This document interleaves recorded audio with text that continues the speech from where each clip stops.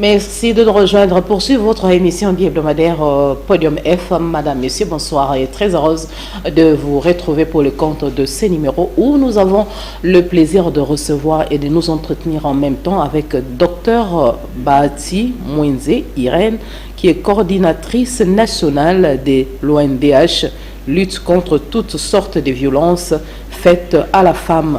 Voilà, avec lui, nous allons chercher à en savoir plus sur les réalités de la femme, en savoir plus sur l'actualité qui, entre autres, reste dominée par l'arrivée de Macron à Kinshasa, capitale de la République démocratique du Congo, sauf imprévu, c'est 3 février. Voilà, Madame Irène, Docteur Irène, bonsoir. Bonsoir, Madame Adèle. Je ne sais pas, ce qui concerne la présentation, je vous ai convaincu ou bien vous avez ajouté?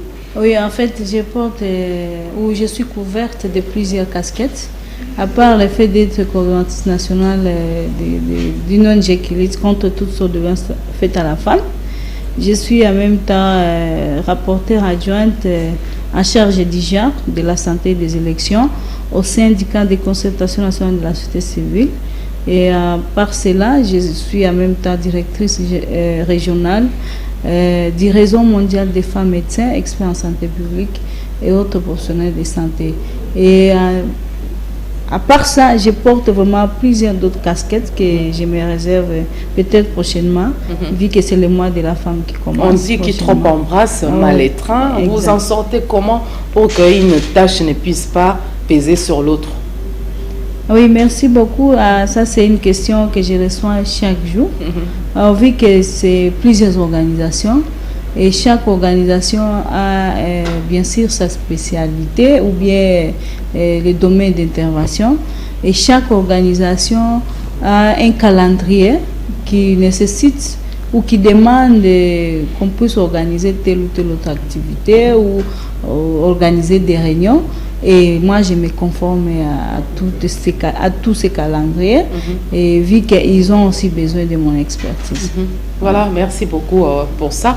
Nous allons parler, entre autres, de la visite annoncée à Kinshasa du président français Emmanuel Macron. Elle est largement commentée. Vous, personnellement, ça vous inspire quoi, cette nouvelle de l'arrivée du président Macron en République démocratique du Congo après l'arrivée du pape que nous avons célébré récemment? Oui, merci beaucoup, Madame Adèle. Franchement et honnêtement, en tant que Congolaise de père et de mère, et originaire bien sûr de l'Est de la République démocratique du Congo, au sud Kivu, précisément à Kabare, et je vous dirais que je ne suis pas convaincue je ne suis pas motivée ou je ne suis pas attirée avec la visite d'Emmanuel Macron, vu les agendas cachés qu'il a toujours caractérisés. Et pas seulement lui, quand je parle des agendas cachés qu'il a toujours caractérisé, j'ai fait allusion à la communauté internationale et plus particulièrement, bien sûr, à l'Union européenne et la France en particulier, qui est le partenaire incontournable du Rwanda. Voilà. Mais il y a les mouvements citoyens et autres associations de défense de la souveraineté nationale qui reprochent au président français, comme vous l'avez dit là, de se pencher du côté de Kigali, ainsi de suite, d'extérioriser plus de sentiments du côté de Kigali. Mais son arrivée ici, ça ne va pas susciter de problèmes, ça ne va pas allumer, ça ne sera pas mettre de l'huile dans le feu? En tout cas, franchement, je ne peux pas me redire, mais je confirme que je ne suis pas d'accord avec son arrivée. Vu d'abord ses propos, parce que je l'ai suivi ce matin, c'est Top Congo. Et comment il peut vraiment se permettre de se moquer du peuple congolais pour dire que l'Union européenne et machin, ils encadrent l'accord de Luanda et de Nairobi. Nous ne sommes pas d'accord avec ça. Et en dehors de cela, il a osé nous parler de l'armée, soi-disant armée de l'EAC. Cette armée-là qui ose créer des points ou des points, hein, il y a un mot là qu'ils utilisent, c'est-à-dire que au niveau du Nord Kivu, il y a les coins que où le FARDC n'a plus droit à accéder, ou même l'État congolais n'a plus la possibilité de contrôler. Il y a un responsable politique dont j'étais le nom, qui avait signalé, d'ici le 28 février, on parlera plus de M23, République démocratique du Congo. Tel n'est pas le cas. Mais malheureusement, aujourd'hui, ça tombe bien qu'aujourd'hui, le 28 février, et hier, si vous avez suivi, ils sont à quelques mètres de la ville de Goma. À ça, moi-même, j'ai étudié, j'ai grandi à Goma. Et SAC, c'est pas moins de 10 minutes pour qu'on arrive au rond-point Signers, en cas si la route n'est pas dans un état de délabrement. Et quand il y avait un affrontement hier à SAC, M23 et la FARDC, comment ces messieurs ont pu oser tromper toute la population congolaise, et comment il a eu ce courage de dire que le M23 pouvait rentrer, ou c'est pas dégager, c'est pas le mot que je vais utiliser. Mais comment la République démocratique du Congo peut capitaliser l'arrivée d'Emmanuel Macron, on sait bien que, entre autres, comme on les signale dans les réseaux sociaux, il évolue pour les intérêts de Kigali et consorts, ainsi de suite. Mais qu'est-ce qu'on peut faire? Qu'est-ce que le pays peut faire pour capitaliser sa présence ici? En tout cas, moi, je ne suis pas d'accord qu'on capitalise l'arrivée de ces messieurs. Parce que vous avez vu, il n'y a même pas 3 mois, on avait chassé l'ambassadeur de la France au Palais du Peuple. Après, quelques jours après, vous avez vu le ministre en charge des histoires des affaires étrangères, quelque chose comme ça, la dame là, qui était venue. Et après quelques jours, il y a la levée de l'embargo. Qu'est-ce que ça veut dire? Vous comprendrez que même l'embargo que la RDC a subi il y a plus de 10 ans, la France était autour de ça. Et comment d'un coup comme ça, on chasse l'ambassadeur dans l'enceinte du Palais du Peuple? D'un coup, on envoie leur ministre, ou c'est pas conseiller en charge des conseiller spécial de Marco, et quelques laps de temps, on lève l'embargo. Donc, l'arrivée de Marco au Congo, c'est pas une fête, c'est pas un cadeau. Donc, il connaît qu'est-ce qu'il cherche encore à venir faire pour flatter la population. Il va arriver dans un pays en conflit qui attend bel et bien le soutien de la France pour pouvoir résoudre les problèmes des groupes armés en République démocratique du Congo. Pourquoi pas lui donner aussi la chance? On ne sait pas qu'est-ce qu'il va amener comme message. Malheureusement, quand j'ai suivi le matin, nulle part où il a vraiment parlé de la guerre de l'Est, qu'il va venir pour chercher des solutions pour qu'on passe soit au cessez-le-feu ou c'est pas au retrait des M23. Par contre, j'ai suivi que il vient pour 3 objectifs, notamment les questions liées à la santé, et apparemment aussi dans le cadre du préparatif mais Emmanuel Macron clame haut et fort l'unité et l'intégrité territoriale de la République démocratique du Congo ne se négocie pas. Au cours d'une conférence de presse tenue récemment, il a martelé là-dessus. Oui, nous sommes tous d'accord, maman. Mais je vous dirais que je ne suis même pas d'accord, parce que comment il peut dire que l'intégrité de la RDC n'est pas négociable, ou tout ce qu'il peut dire, et après il vous dit que s'il vient ici au Congo, c'est pour chercher des moyens d'encadrement de l'armée de l'EAC. Et pourtant, nous, au niveau du Congo, à l'est précisément, à Goma, la population fait tout, commence à chasser, cherche comment même chasser ces TAC, si je peux le dire. Oui. Le M23, République démocratique du Congo, particulièrement à l'est, pour Macron, il a répondu qu'il s'agit d'une agression inacceptable. Quelque part, il manifeste quand même sa volonté de voir la population de l'Est vivre en toute quiétude. Il souffle au chaud et au froid. C'est pour quel intérêt? Mais lui-même, en fait, en prononçant ses propos, il s'est même dénoncé. Comment il peut dire qu'il va venir encadrer la côte de Luanda et de Nairobi, et en plus l'EAC, et il va les encadrer comment? C'est ça, ce sont des langages politiques. Ce sont des langages politiques. Ça ne sert à rien de continuer à se jouer du peuple congolais. Parce qu'il peut dire, bon, que voilà, l'intégrité du Congo n'est pas à négocier, la population congolaise souffre, plus particulièrement celle de l'Est, avec les massacres du jour au jour, mais ce n'est pas ce qui se retrouve dans les fonds. Peut-être qu'il vient négocier un autre accord par rapport à, c'est pas la balkanisation, parce que c'est lui, je dirais, la plaque tournante de cette histoire. Et voilà, nous, en tant que femmes congolaises, jeunes femmes et jeunes dans sa globalité, vu que nous représentons plus de 63% du peuple congolais, nous attendons l'arrivée de ces messieurs et on va faire en sorte qu'on demande audience pour qu'on lui pose bien la question comment il peut se permettre de parler tout haut qu'il encadre l'accord de Luanda et de Nairobi et conformément à la présence de l'EAC et pourtant ces accords ne sont pas respectés. Maintenant, c'est quel genre d'encadrement dont il nous parle? Parce que s'il encadrait pour l'intérêt du Congo, l'M23 ne pouvait plus être ici. Emmanuel Macron, émissaire de la communauté internationale en République démocratique du Congo, pour échanger avec notre chef de l'État, Félix Tshisekedi. Diplomatiquement, ça passe, parce que s'il est mal accueilli, par exemple, ça va encore fragiliser les relations entre les deux pays, la France et la République démocratique du Congo. Ça va de l'intérêt de notre gouvernement de renforcer les dispositifs sécuritaires pour que son arrivée ne soit pas sabotée par d'aucuns.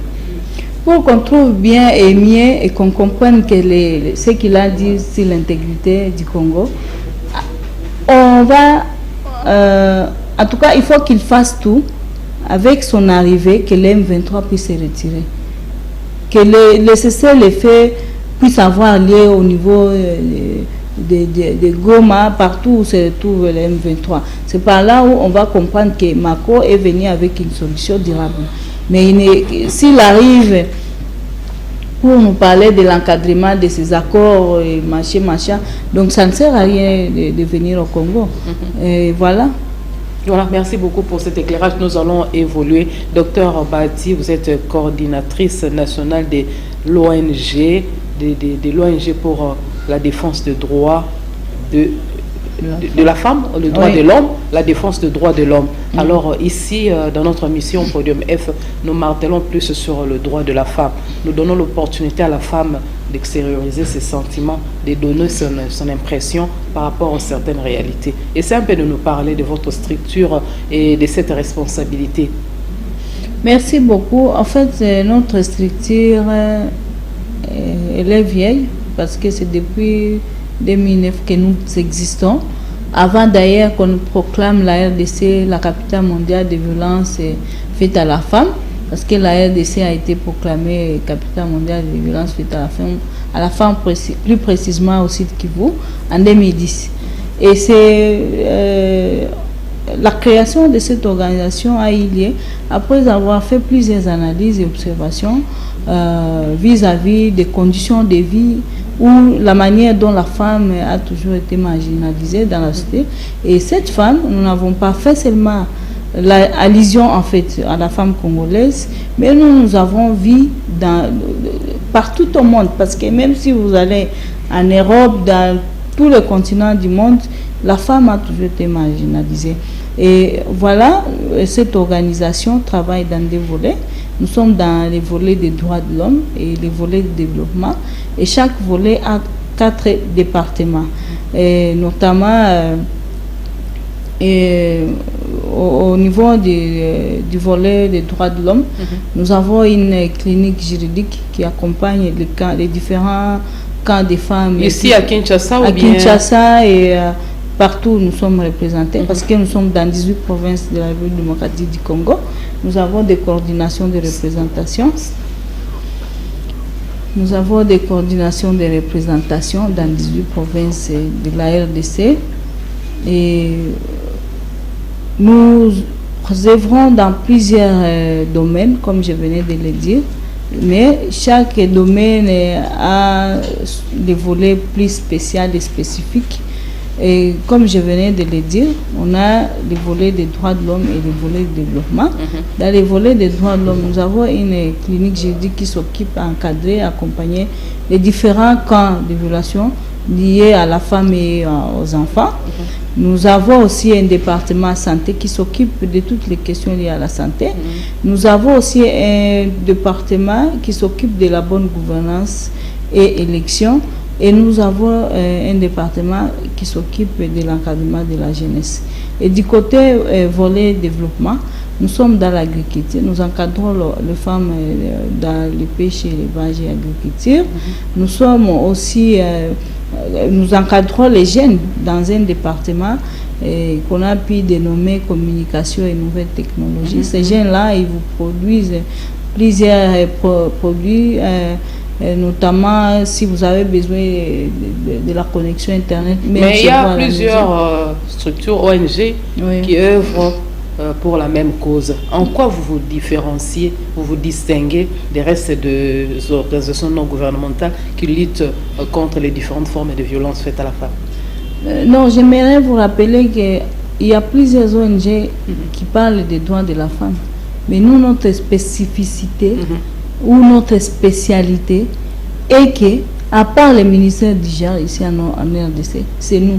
Donc c'est nous qui s'occupent, c'est nous qui... En fait, on s'occupe de toutes sortes de violences faites à la femme sans aucune distinction. Que ce soit des violences au niveau professionnel, où nous savons comment encadrer et accompagner les différents cas. Que ce soit des violences au niveau des ménages ou familial, au niveau dans des milieux étudiantés, même au niveau des femmes maraîchères. Donc, nous connaissons comment accompagner et encadrer toute catégorie de femmes selon leurs spécificités. Quelles sont les méthodes de diagnostic? Comment vous arrivez à vous retrouver en face d'une personne victime de différentes formes de violence? Oui, en fait, vous voyez... Parce que c'est pas quand même plaisir, ça fait pas plaisir de se dévoiler comme ça. Des fois, on a honte, on se dit non, on va se moquer de moi et tout et tout. Mais vous possédez comment pour arriver à entrer en contact avec toutes ces personnes qui sont victimes de différentes formes de violence? Bon, vu qu'à l'époque, avant qu'on installe une coordination dans les 18 provinces, on passait d'abord par une forte sensibilisation pour faire adhérer les membres. Et quand on fait adhérer les membres, là, il y a une série de formations qui se suivent. Et ces genres de formations, souvent, sont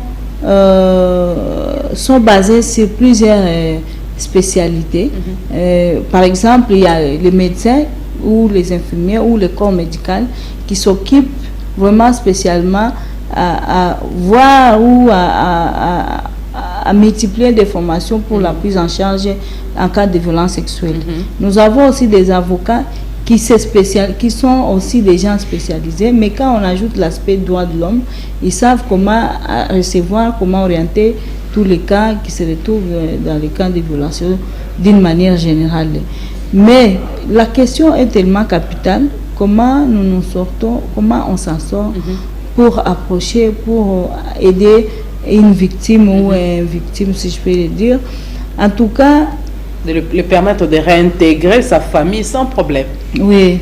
J'aimerais signaler quelque chose, parce que quand on est une ONG, on doit aussi avoir des partenaires. On a eu la chance d'avoir plusieurs partenaires, notamment les bureaux conjoints des Nations Unies.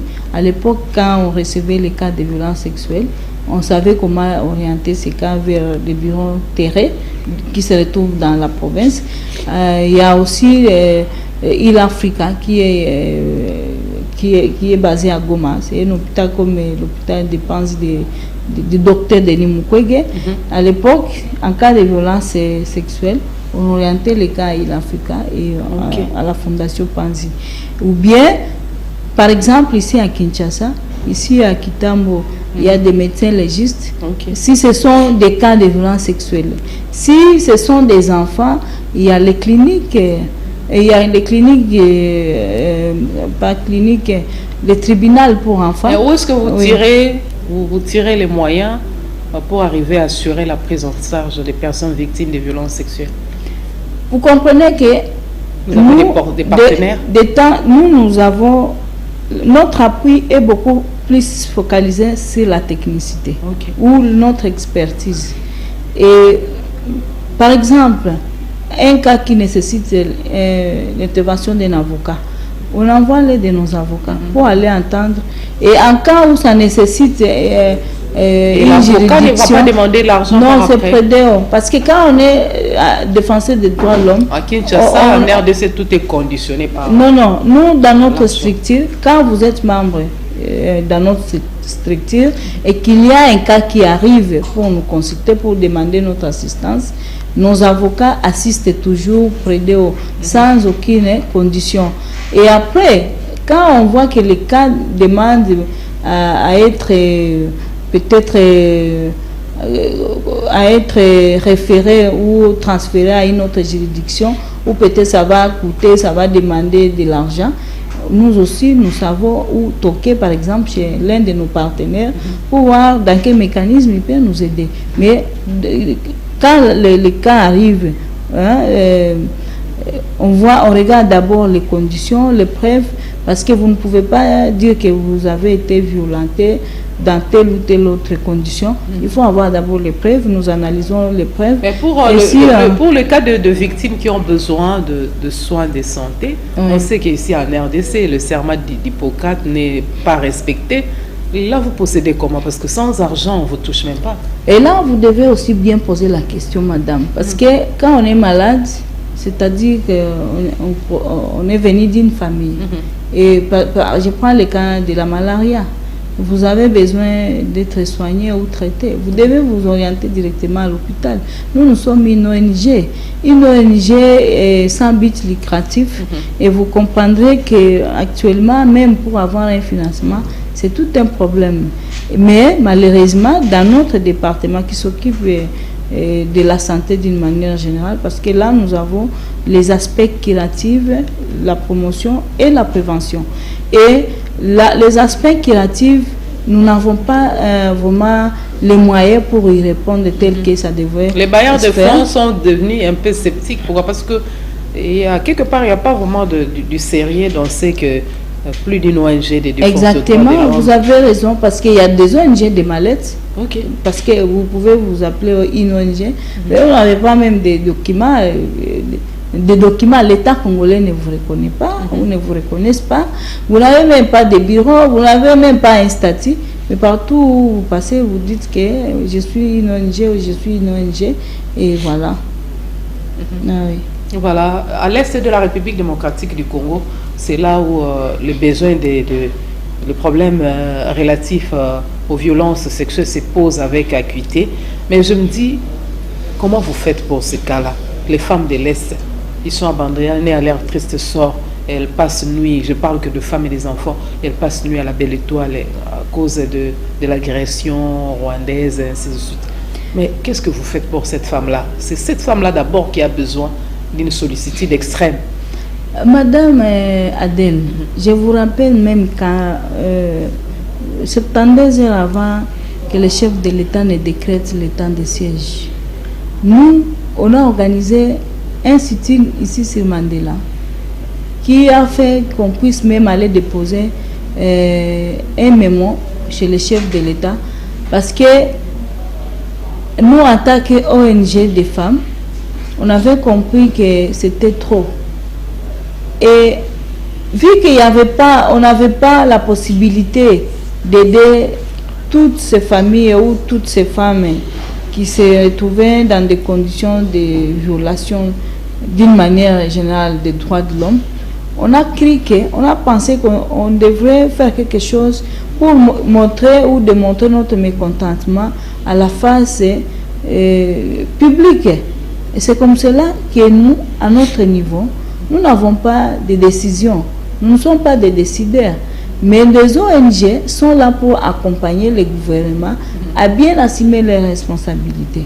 Mais je vous informe qu'il y a des ONG qui bénéficient des financements du gouvernement ou de l'État congolais, mais malheureusement qui n'arrivent pas à répondre aux besoins de toutes ces femmes. Ces financements sont sont destinés à autre chose, c'est utilisé pour d'autres finalités. Oui. Là, ça préoccupe aussi au plus haut point. Ah oui, c'est ça.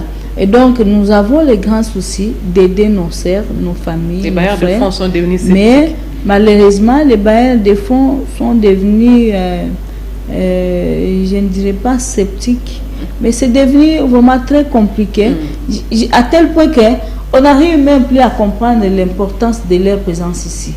On ne voit plus quel est l'intérêt d'être appelé bailleur de fonds. Parce que quand vous dites bailleur de fonds, vous dites partenaire, vous dites toutes les appellations possibles, vous devez être à mesure d'accompagner ces gens dont vous prétendez être accompagnateur. Et voilà.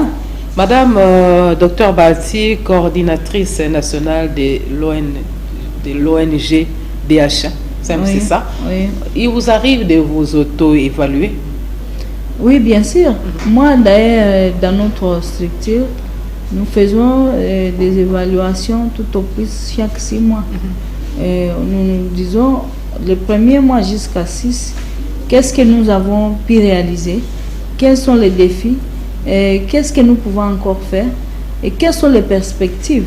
Par exemple, la question que vous venez de poser, c'est une question très très capitale. Vu que nous avons un département qui s'occupe de la gouvernance et élection, nous nous disons que les femmes pouvaient avoir des ambassadeurs ou des porte-paroles si les femmes, avec le taux de représentativité de 52% qui représentent en RDC, pouvaient avoir même au niveau de l'Assemblée nationale, même 250 femmes parlementaires, et au niveau de chaque province, donc les 50-50, et par là peut-être les choses peuvent marcher ou ça pouvait changer. Mais comme vous venez de parler, vous posez une question qui vouloir comprendre si nous nous évaluons comment et régulièrement. En tout cas, c'est chaque 6 mois que nous faisons cette Il faut aussi des renforcements des capacités de vos membres pour que le résultat soit toujours comme souhaité. Nous avons même un département qui s'occupe de la formation. Donc, à part la coordination nationale et les coordinations de représentativité dans les 18 provinces là, nous avons l'obligation, et c'est comme si c'est notre coutume, chaque 3 mois ou 6 mois tout au plus tard, nous organisons des séries de formations. Et d'ailleurs, pour votre information, d'ici le 10 janvier, on va lancer un projet d'encadrement des filles et mères et des jeunes des œuvrins dans des sections. Il y aura une section qui va s'occuper de l'informatique, parce qu'avec la nouvelle technologie, et nous voulons que même ces jeunes des œuvrins-là puissent comprendre qu'ils peuvent faire leur vie à s'autonomiser. Nous sommes à l'aube de 2023. L'ONDH compte se démarquer comment pour que vous ne vous retrouviez pas dans du déjà vu, du déjà fait, ainsi de suite. Oui. Et les grands projets que nous avons en 2023, ça tourne autour des élections. Et d'ici le 6 mars, je dis bien le 6 mars, et c'est déjà une sensibilisation que j'ai faite, nous allons passer au lancement de notre bureau d'études d'accompagnement des jeunes et femmes candidats. Ça, c'est d'un côté. De l'autre côté, ce bureau d'études s'occupera de la formation et coaching de tous les membres et chefs des partis politiques. Parce qu'on a compris qu'il y avait absence de civisme électoral dans notre pays, que ce soit au niveau de la population et au niveau des chefs des partis politiques. Et c'est par là que vous voyez, on est élu aujourd'hui député national, mais eux-mêmes ne savent pas qu'il y a des rôles et des pouvoirs qui les sont confiés. Et ils pensent que pour être député national, c'est seulement aller s'asseoir. Dévassons un peu des choses, parce que vous en parlez déjà. Oui. Quelles sont les stratégies à peaufiner pour pouvoir inciter la femme à participer massivement au processus électoral? En tout cas, ça c'est une bonne question. Mais je ne sais pas... Parce que nous avons appris au Kassai central, pour les élections de 2023, 150 femmes candidates potentielles déjà participent à une formation sur les stratégies gagnantes et démocratiques. Là, c'est déjà à saluer, c'est bon. Oui, c'est à saluer, mais je vous informe aussi à penser que l'ONU Femmes regroupe dans son sein déjà une structure qui s'occupe des femmes candidates. Et c'est plus de ce que vous venez de dire. Vous êtes aussi femme candidate? Non, moi je suis vraiment société civile. Okay. Peut-être les ambitions viendra vers 2028 ou 2027, quelque chose comme ça. Je préfère d'abord servir l'État congolais en tant que défenseur des droits de l'homme. L'accroissement du taux de femmes aux élections 2023 doit partir d'où? En tout cas, la question que vous me posez là, ça tourne autour de mon travail que je suis en train de faire. Et pour votre information, je vais défendre un mémoire de master, mon master, bien qu'avec le système LMD, au lieu que ça reste master, on a voulu que ça c'est le samedi l'EDA, le samedi 4 mars 2023. Tu vois que ça tombe toujours au mois de la femme. Et mon travail là a tourné autour de l'évaluation du temps de l'activité de la femme du premier cycle jusqu'en 2018. Ok. Et donc, vous comprendrez qu'il n'y avait pas d'avancée suffisante. Parce qu'en 2018, vous vous rendez compte qu'avec les 52% que la femme congolaise représente, on n'a que 10% de la femme. Ou des femmes élites au niveau du Parlement. Donc, ce n'est même pas...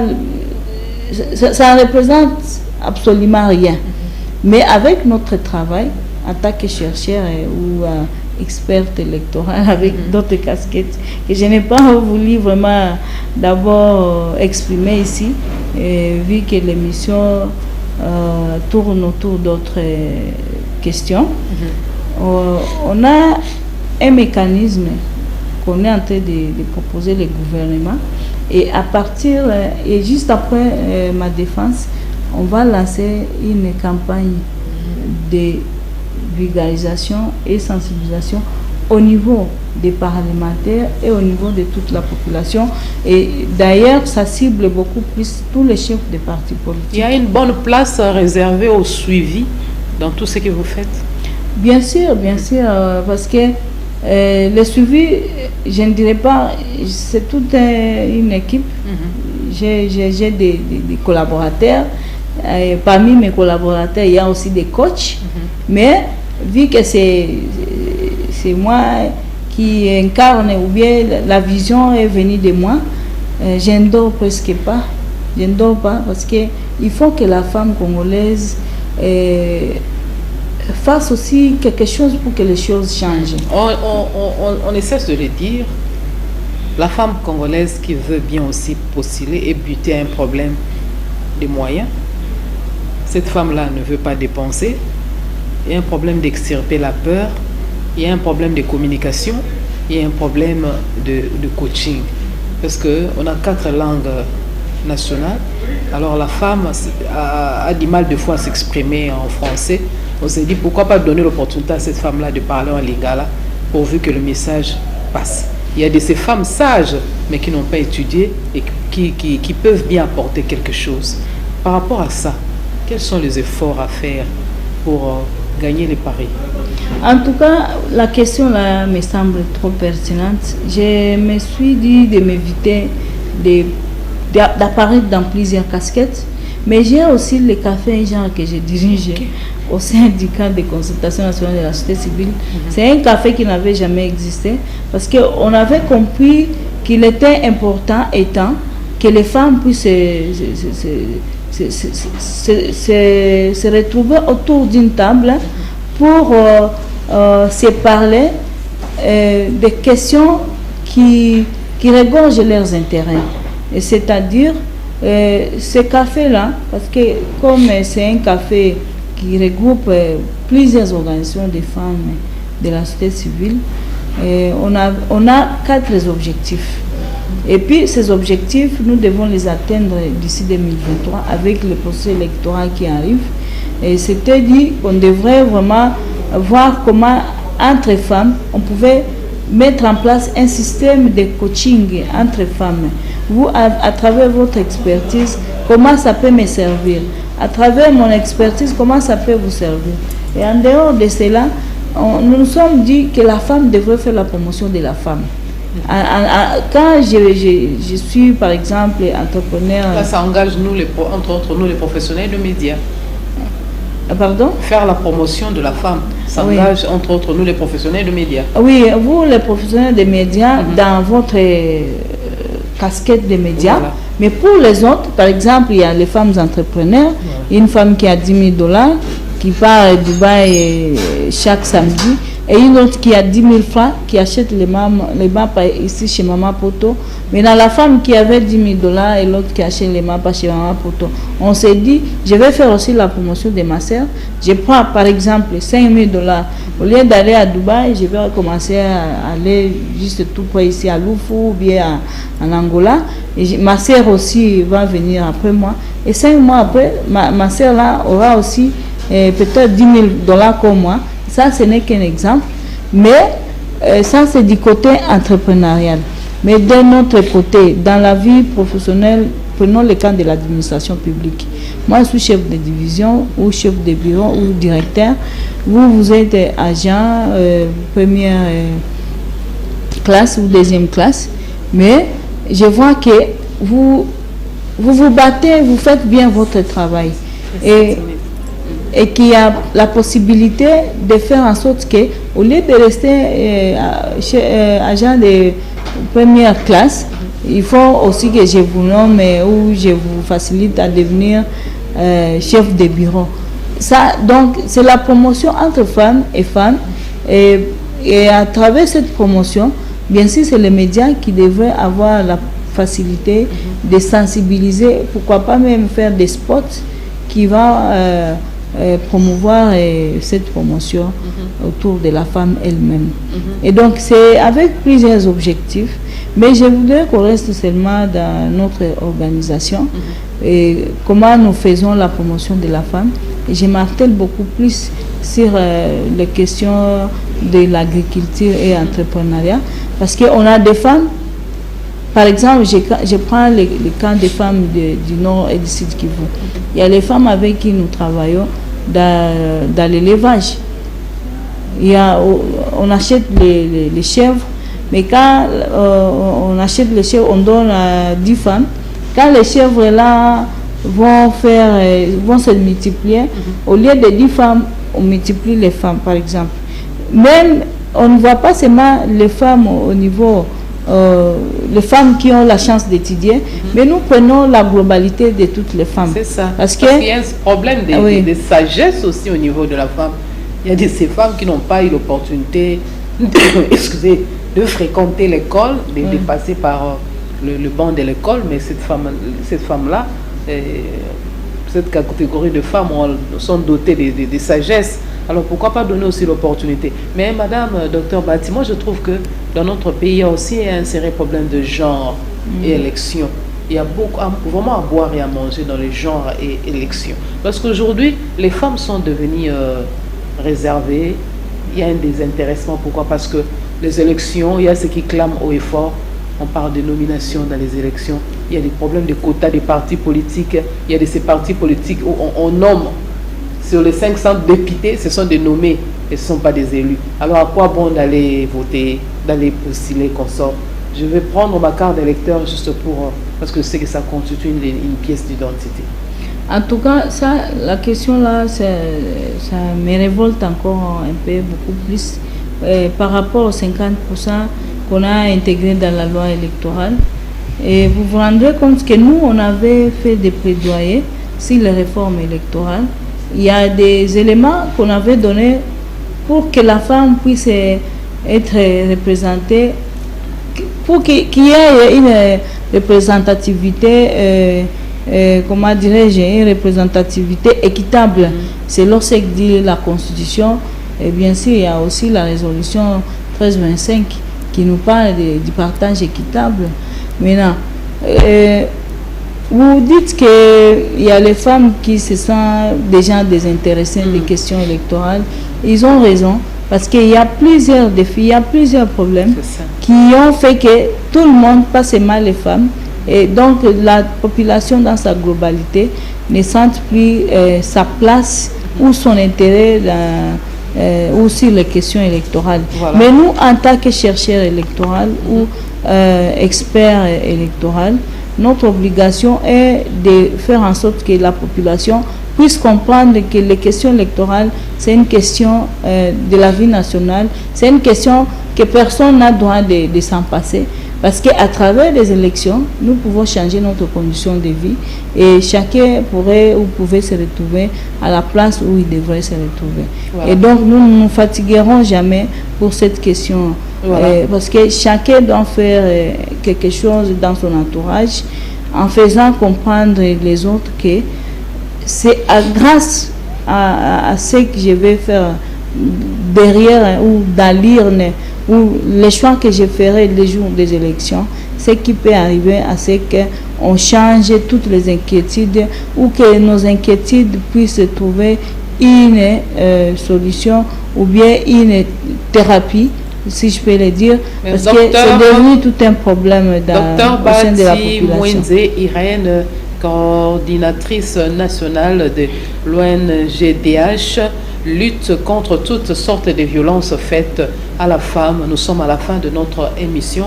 Un message particulier, vous avez 2 minutes pour ça et nous allons clôturer.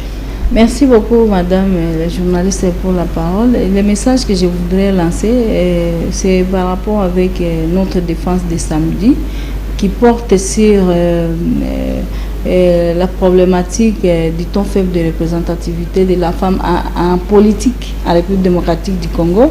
Je voudrais que tous les gens qui nous suivent par-ci par-là, qui ont toujours eu le courage de nous accompagner dans ce que nous faisons, qu'ils puissent venir nous accompagner, parce que derrière ou après cette défense, nous devons lancer les bureaux d'études pour accompagner les jeunes et surtout les femmes durant ce processus électoral pour que nous puissions cette fois-ci croître le taux de représentativité et des jeunes et de la femme au sein des hémicycles. Voilà. Ce n'était pas la première fois, la dernière fois non plus. Vous serez toujours la bienvenue sur le plateau de votre émission Podium F, comprenez Podium de la femme. Merci énormément, Dr Bati Mouenze Irène, d'avoir répondu à notre invitation ainsi qu'à toutes les questions prévues pour ces numéros de votre émission Podium F. Vous l'avez pris en cours, la rediffusion ce demain à 8h heure de Kinshasa. Remercier la chaîne de référence pour avoir disponibilisé ces programmes ainsi que les preneurs de vie. Une très belle soirée à tous et chacun.